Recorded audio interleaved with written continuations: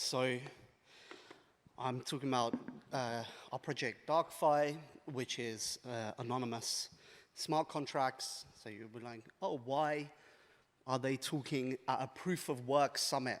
So this is the first time it's being announced, but DarkFi is proof of work blockchain, especially as the distribution method. And we are using a proof of work algorithm with finality. So at some point, the transactions become finalized. So, so there you go. That's the proof of work aspect of this. So, so let's get into DarkFi more. So let's go back in time. So it's 2013, and the director of the FBI gives a speech titled "The Going Dark Problem." And he solemnly warns us of the emerging crisis within law enforcement.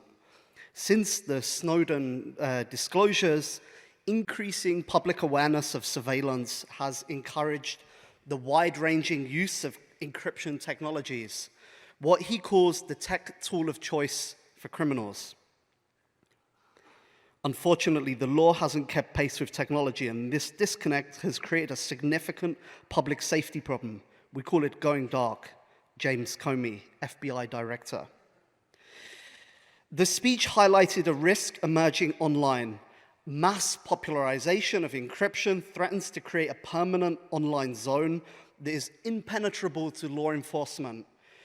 We maintain that these dark zones remove the barriers for truly democratic society to realize itself.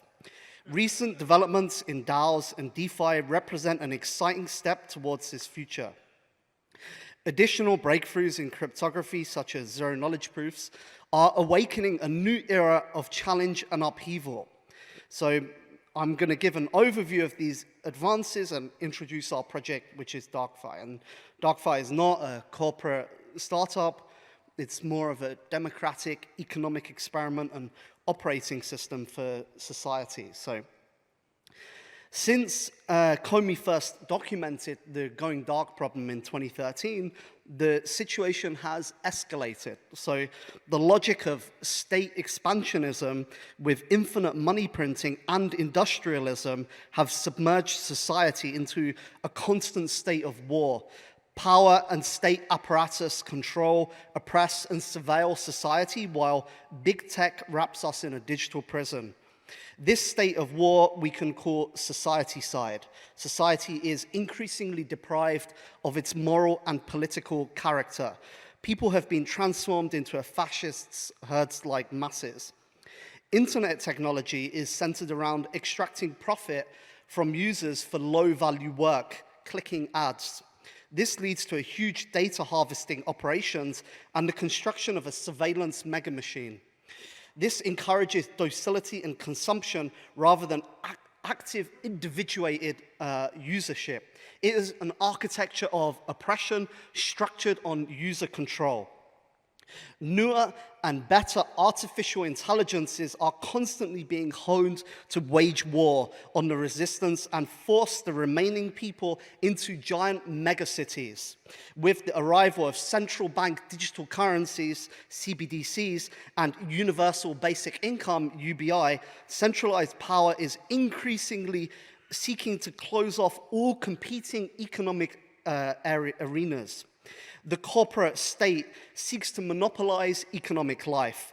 China's social credit scoring, rather than being a disexample, has been an instructive experiment that Western states seek to emulate. What remains in this impoverished world is a new, sinister form of fascism and a dead society that has lost its moral and political fabric. Such a dead society is unable to self-organize or act with initiative. This mega machine constantly searches for innovative methods to extract oil from the ground, fish from the oceans, and lifeblood from society, even as these resources are depleted to crisis levels. For 20 years, we worked on free software. It was a movement with incredible vitality and creativity, exploring ideas long before the proprietary industry would dare touch them.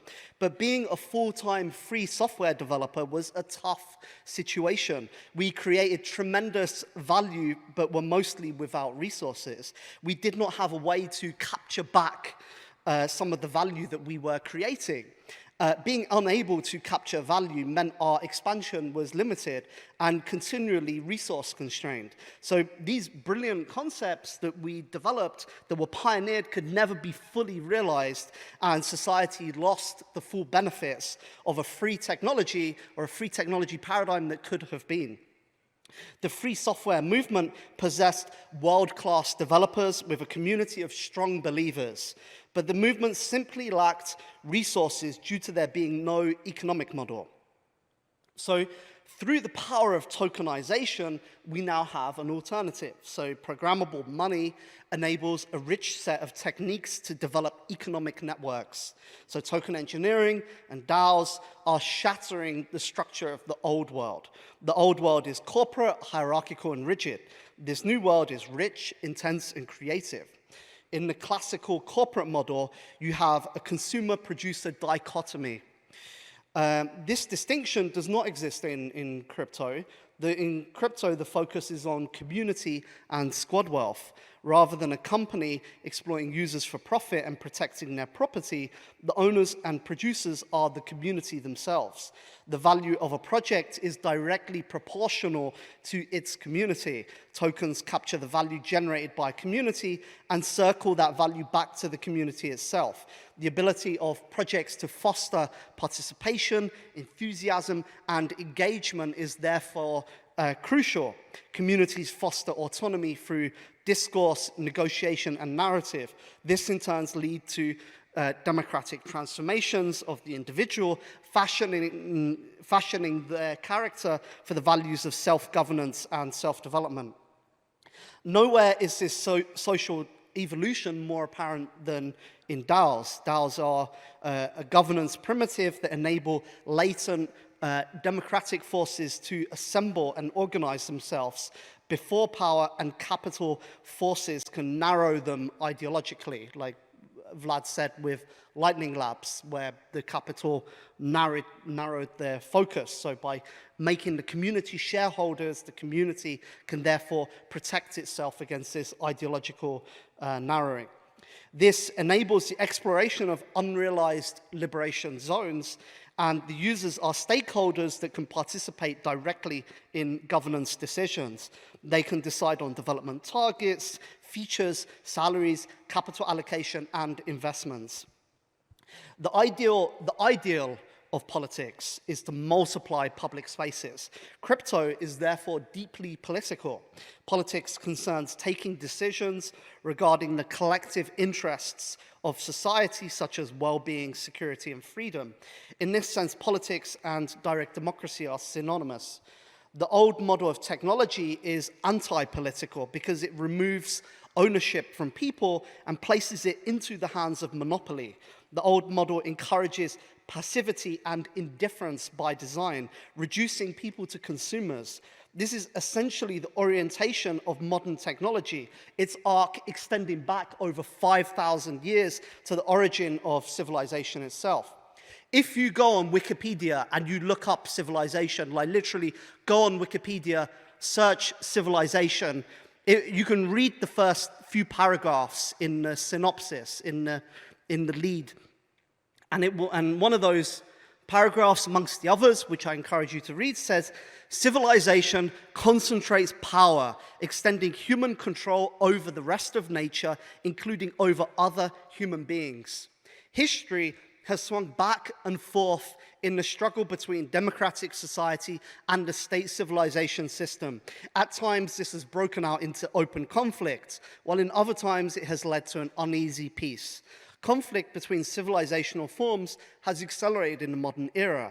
Society is under siege by automated weaponry, surveillance apparatus, and psychological operations which seek to undermine the moral and political freedom of people.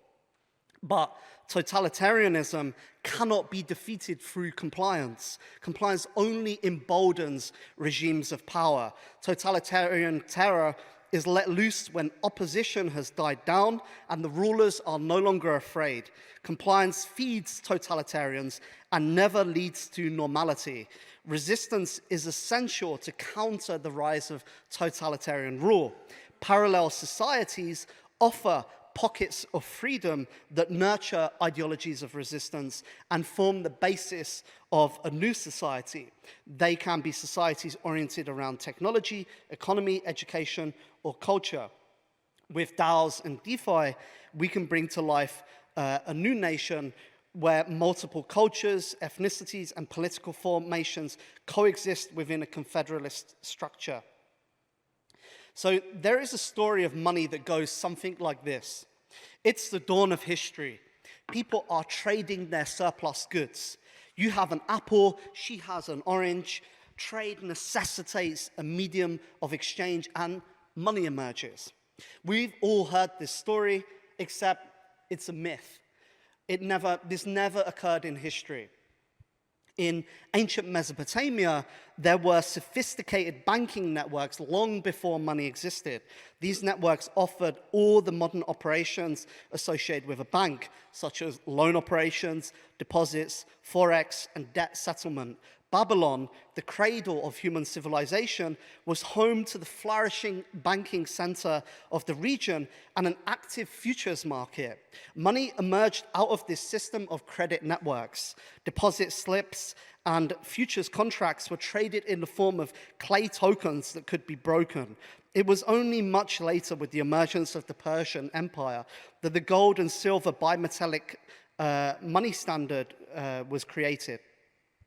So this history lesson teaches us this. Economic networks are primary. It is the transfer of value within networks that gives money its meaning, not the money itself. Money inherits different properties from the financial networks that they exist within. In 2010, the concept of universal sound money was central to Bitcoin's emergence. As crypto has grown, we have seen the emergence of other asset classes. First, we saw the rise of blockchains with their own unique features, such as Monero. Ethereum was the first to generalize this architecture, which was followed by the growth of ERC20 and the initial ICO boom. But the nature of crypto has changed fundamentally. DeFi has ushered in this new ecosystem-based thinking that sees not just a single coin in isolation, but examines networks in a holistic way. Previously, we used to think about crypto coins and their blockchain. This is Bitcoin, this is Monero, this is Ethereum. The way people reasoned about crypto was as self-sovereign atomic entities. But DeFi enables a new kind of reasoning. We can think in terms of ecosystems, endpoints, networks, and liquidity flows. And with this, we are seeing the sophistication of crypto and the emergence of a parallel financial system. Blockchain-specific coins are being de-emphasized in favor of instruments and networks. And financial engineering allows these networks to interact, to lower volatility, and to transfer assets seamlessly. This is the emergence of a proto-banking layer for crypto. With crypto, it has gained a radical advantage. Banking is more powerful and more fundamental than money. Crypto anarchy is the tactic of using cryptography to create a space of freedom which cannot be penetrated by power and capital monopolies with coercive force. This space of freedom is the nascent seed of a democratic society. These social structures are resistant to state control and totalitarian power from the start. They are programmed with the code of resistance. They are spaces which counter social atomization and promote voluntary bonds by those who cherish freedom. They are dark spaces used by an alliance of democratic forces. Zero knowledge is a powerful technology, one that, if used effectively, opens vast frontiers of freedom. ZK enables us to create anonymous smart contracts. Anyone can write an anonymous program which is called a proof. Even though the data on the blockchain is encrypted, the proof makes a statement about what is happening with that data. It cannot be cheated and is completely secure. And ZK opens up an entirely new design space of anonymous applications that previously we could not create. The technology is mature and rapidly being taken up and applied. Now, you might be thinking that there is a performance penalty for ZK, but actually, ZK is fast. It's faster to verify a ZK proof than it is to actually compute the non-ZK function itself. So no matter how big the data is, the proof is always constant size. So, for example, there are some blockchain projects that compress an entire blockchain into a ZK proof, and rather than downloading, 300 gigabytes of data to initially sync with the network, you can instead download a small 22 kilobyte proof that the current state has been correctly computed from the Genesis block. So there are already projects offering this, and this property of ZK is called succinctness. So using this technique, we can create completely dark financial markets, a global decentralized economic network operating fully anonymously. ZK is a powerful design space opening up for developers. It is also a new computational architecture different to the von Neumann model that we are familiar with. Certain types of operations are more favorable compared to others, which takes some getting used to. There's a lot of scope and exploration here for advancing the tooling, such as compilers, which are still very primitive.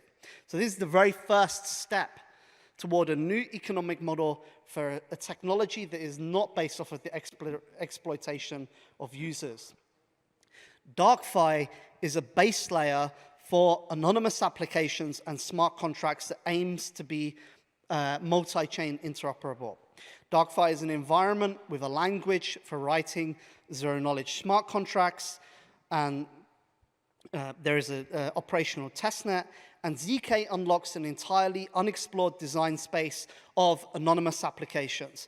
Previously, if you wanted to create an anonymous application, you had to combine several different cryptographic schemes. Maybe it would be slow or it'd be impossible. You'd have to know the math. But with ZK, we have a generic cryptography schema that any programmer could use to create an anonymous application. We can create anonymous services. Users can interact with DAOs and markets. They can have credentials. You can attach a proof which says that there is a statement which is correct and nothing about your identity is leaked. So beneath this mask is more than flesh. Beneath this mask is an idea, and ideas are bulletproof. V for Vendetta. So everybody feels that there is going to be a huge macro political or economic event in the next 5 years. Everyone you speak to feels this deep down. Everybody is discontented with the power and capital monopolies ruling over us. So what is the next system to come along? So here is an answer. We should not be thinking about systems. Human beings are not objects in a mathematical apparatus. This is the thinking that got us into this thing in the first place. What kind of thinking do we need? Okay, well, what is happening around us, and what are people doing, and what are the problems that people face? And what is truth and beauty and goodness, and how can we empower that face of humanity and that type of nature that we wish to grow? Luckily, we have been given the gift of agorist counter-economics, not just as a philosophy, but as a powerful agent of change. Wield that power and make things happen. And the regulators, they're coming for us. They see us as children with boots too big for our feet, and we need to be put back into our place. And they do this from outside, and they do this from within. Those crazy anarchists amongst us, they get shushed, and given bad looks, shunned and told off for stirring the pot. Who are these people, and where did they come from? They didn't create any of the Bitcoin and crypto. Certainly in their clean corporate cages, they would never have risked betting on Bitcoin in 2010. Yet here we are attaching ourselves to them, attaching our success to them, and making sure, things are done the right way. And right now we have all these narratives which are about trivial first world concerns, people talking about GameFi and ArtFi and social media-fi, entertainment, celebrity business, but one only needs to look at power and capital monopolies that seek to prevent, to understand, what they seek to prevent, to understand, what is happening, and they're going to regulate crypto, which allows any person in the world to send crypto to any person anywhere in the world, or to allow us, or crypto, which allows us to establish private organizations that are self-governed, that destroys proprietary models of power and